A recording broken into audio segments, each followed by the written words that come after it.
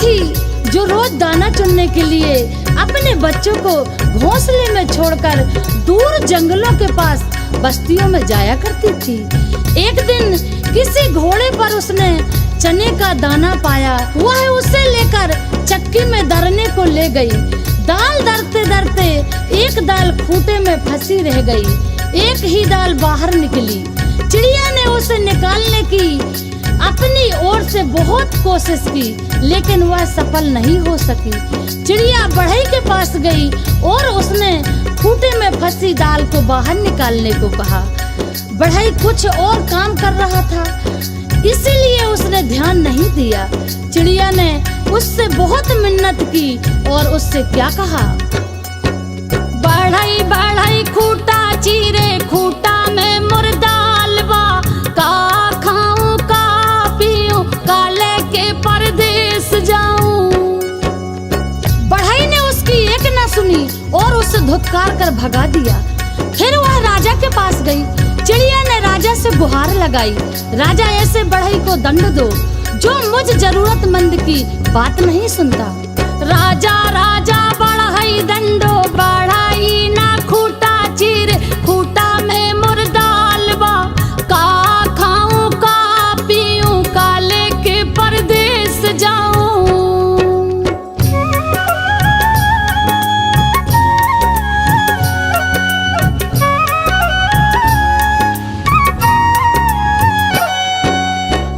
राजा के पास कहाँ इतनी फुर्सत थी कि नन्ही चिड़िया की बात सब काम छोड़कर सुनता। जब उसने भी विनती पर कोई ध्यान नहीं दिया तो वह रानी के पास गई और रानी से बोली, हे रानी, तुम अन्यायी राजा का साथ छोड़ दो।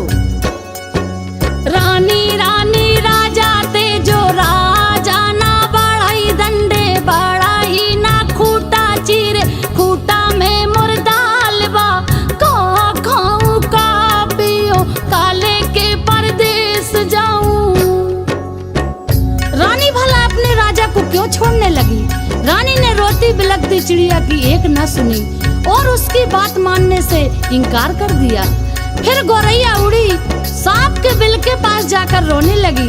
बिल से निकले सांप से अपनी विनती दोहराई, सारप सारप रानी डसो, रानी ना राजा छोड़े, राजा ना बढ़ई दंडे, बढ़ई ना खूंटा चीर, खूंटा में मुर्दालवा, का खाऊं का पीऊं, काले के परदेस जाऊं।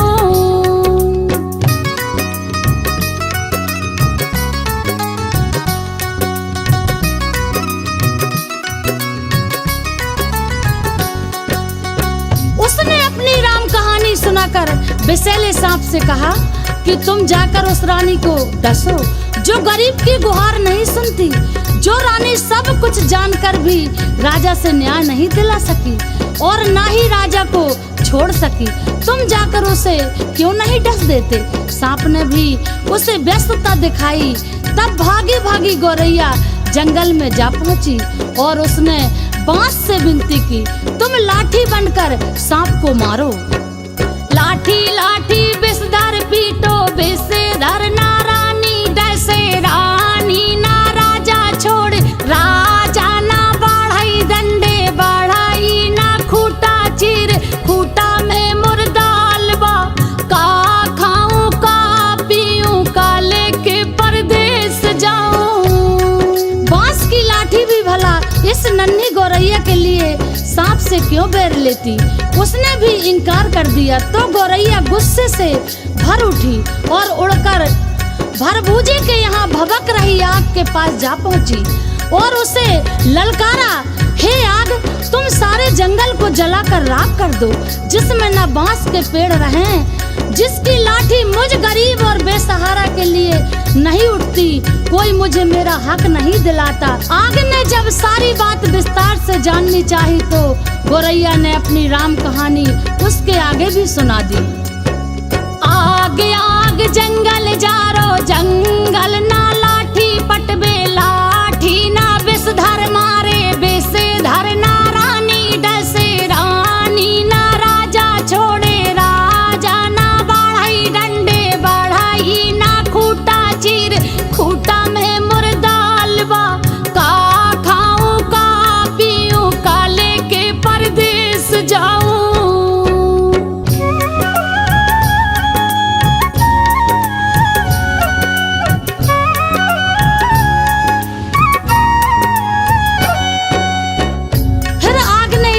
छोटी सी बात के लिए गोरैया की बात मानकर पूरे जंगल को जलाना ठीक नहीं समझा और जंगल को जलाने से इनकार कर दिया।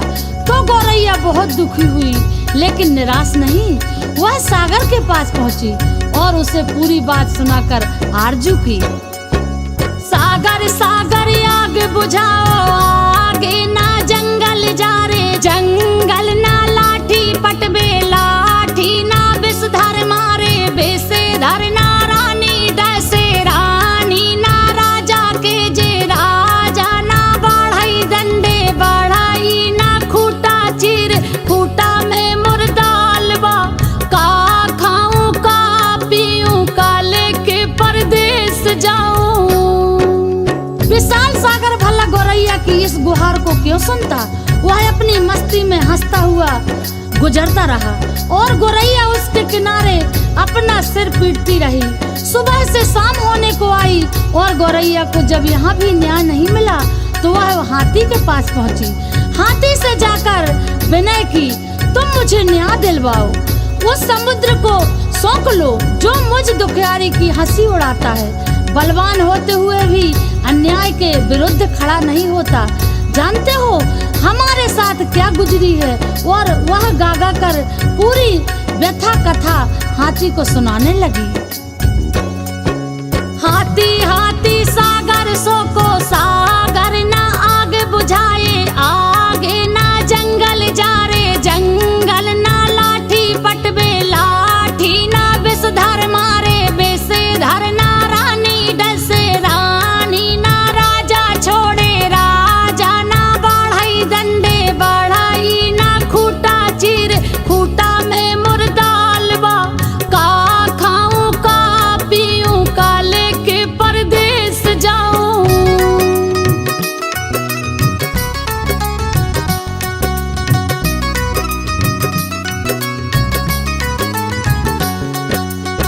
हाथी भी गोरैया की बात सुनकर टस से मस नहीं हुआ।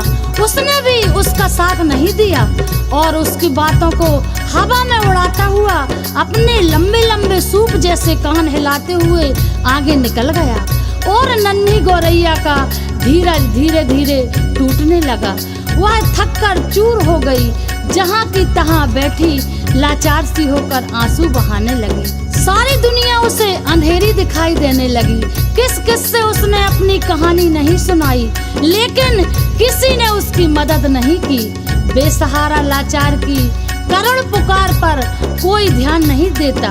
तभी उसके पैरों के पास एक नन्ही सी चींटी आकर उसका हाल पूछने लगी। उसने देखा नन्ही नन्ही चींटियों की एक लंबी कतार, एक के पीछे एक बहुत सी अनुशासित ढंग से चली आ रही हैं। उसने ध्यान से देखा उनका अद्भुत संगठन और अथक परिश्रम। वह बड़ी पूर्ति तरुपरता और संयोजित ढंग से अपना काम मिलजुल कर किए जा रही थी। चींटियों ने आकर उसे घेर लिया और गोरैया से पूरी व्यथा कथा सुनकर सहानुभूति के साथ बोली, बहन, दुनिया में रोने गिड़गिड़ाने से काम नहीं चलता और ना ही बैठकर आंसू बहाने से कुछ होता है। हिम्मत हार करके बैठना तो कायरता है। चलो चलो हमारे साथ, हम न्याय दिलवाएंगे, कोई रास्ता निकालेंगे। चलते चलते चिड़िया यह सोचती रही कि भला ये नन्ही नन्ही चींटियां मेरी क्या मदद करेंगी, जबकि बड़ों बड़ों ने मुझसे मुंह मोड़ लिया और मेरे किसी काम नहीं आए। खैर चलो देखते हैं, कोई तो मेरी मदद के लिए आगे आया है। चींटी बहना हमारा साथ देने चली है तो उसकी फौज भी तो है उसके पीछे, फिर घबराना क्या, देखते हैं क्या होता है। गोरैया सोचती हुई चली जा रही थी। तभी चींटियों ने कहा कि तुम थोड़ी देर यहीं पास के डाल पर बैठ जाओ, फिर देखना मैं क्या करती हूँ। कैसे पहाड़ जैसे हाथी मेरे इशारों में नाचता है और तुम्हारे काम के लिए दौड़ा दौड़ा समुद्र के पास जाता है। हिम्मत हारने से कुछ नहीं होता है, मिलजुल कर झुंड लगाने से समस्याओं के समाधान का रास्ता निकलता है। गोरैया खुर से पास के डाल पर जा बैठी और चकित होकर चींटियों की असंभव सी लगने वाली बातों को कारगरों से अपनी आंखों के सामने देखती रही। चींटी धीरे धीरे हाथी के पैर से सरक कर उसके कान तक जा पहुंची। हाथी अपने सूप जैसे कान हिलाता सूंड से अपने माथे पर फूंक मारता ही रह गया और चींटी उसके कान में घुसकर उसे तंग करने लगी और उसे समझाने लगी। बड़े बड़े बलवान यदि अपने बल अहंकार में चूर होकर दीनहीन छोटों की सहायता ना करें तो उन्हें भी भान होना चाहिए कि काम पड़ने पर छोटे भी यदि अपनी आन बान के लिए अड़ जाए तो बड़ों बड़ों के लिए संकट पैदा कर सकते हैं। अभी तो मैं अकेले आई हूँ, किंतु मेरे पीछे असंख्य चींटियों की लंबी कतार चली आ रही है। कहीं सबने एक साथ चढ़ाई कर दी तो लेने के देने पड़ जाएंगे। अपने प्राण संकट में क्यों डालते हो? मेरी नेक सलाह यही है कि तुम सीधी तरह से चलकर गौरैया का काम करो, नहीं तो आगे समझ लो मरता क्या न करता। हाथी झुंझलाहट और घबराहट में चींटी की बात मानने को लाचार हो गया। वह यह कहते हुए गौरैया के लिए सागर को सोखने के लिए तैयार हो गया।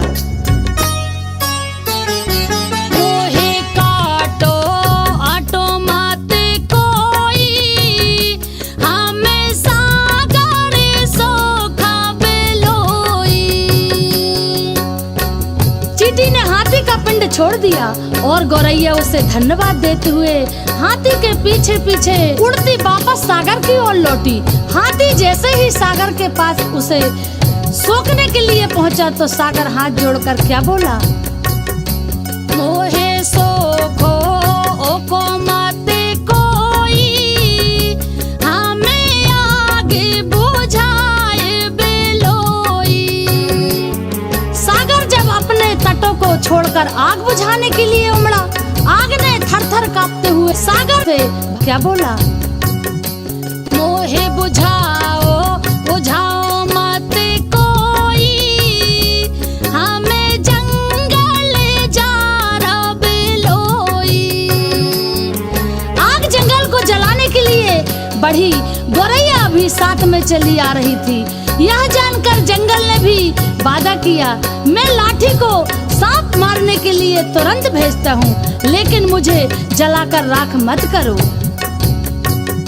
मोहे जारो आरो मत कोई, हमें सारा पे मारा बेलोई।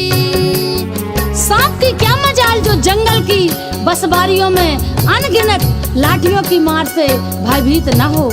उसने भी बिल के बाहर आकर गौरैया को भरोसा दिया। मोहे मारो आरो मत कोई, हमें रानी दासा बेलोई। रानी ने जब सांप को महल में आते देखा, उसके साथ गौरैया को भी आते देखा, तो वह पूरी बात का अनुमान कर पसीने पसीने हो गई। उसने हाथ जोड़कर विनती की, मोहे डासो असो मत कोई, हमें राजा के तेजा बेलोई। रानी के उस वचन के बाद भला राजा क्यों अपने हट पर टिकता? उसे तो गौरैया का धीरज, अथक परिश्रम और सूझबूझ का समाचार मिल चुका था। उसने अपनी लापरवाही और अन्याय के लिए क्षमा मांगते हुए फौरन बढ़ई को बुलाने का वचन दिया और कहा,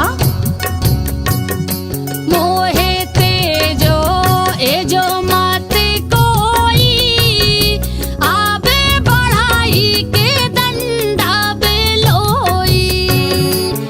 फिर क्या? बढ़ई ने राजा के सामने आके गौरैया की बात न मानने का अपराध कबूल किया और थर-थर कांपते हुए राजा से गिड़गिड़ाकर विनती की, क्या? मोहे दंडो अंडो मत कोई, आबे खूटा के चीरा बेलोई। आखिर गौरैया को चाहिए ही क्या था? उस चक्की के खूटे के पास पहुंची जिसमें चने की दाल फंसी हुई थी। बढ़ई ने खूटे की दाल निकालकर दी और गौरैया उसे अपनी चोंच में लेकर अपने घोंसले में जा पहुंची, जहां उसके नन्हे नन्हे बच्चे वह जब से गई थी उसकी राह में आंखें बिछाए भूखे प्यासे बैठे थे। बच्चों ने चहचहाकर उसका स्वागत किया और वह अपनी चोंच से चने का दाना अपने बच्चों को खिलाने लगी और गुनगुना कर के पूरी कहानी सुनाने लगी कि कैसे उसने अपनी हिम्मत से काम लिया। बड़ों बड़ों ने उसकी बात मानकर उसकी मदद की, लेकिन जब वह केवल रो गिड़गिड़ा रही थी तो किसी ने उसकी बातों पर ध्यान नहीं दिया। मदद के लिए आगे आई तो वो चींटियां जिसकी संगठित सेना के सामने हाथी भी लाचार हो गया। सच ही कहा गया है, सब उसी की मदद करते हैं जो स्वयं अपनी मदद करना जानता है।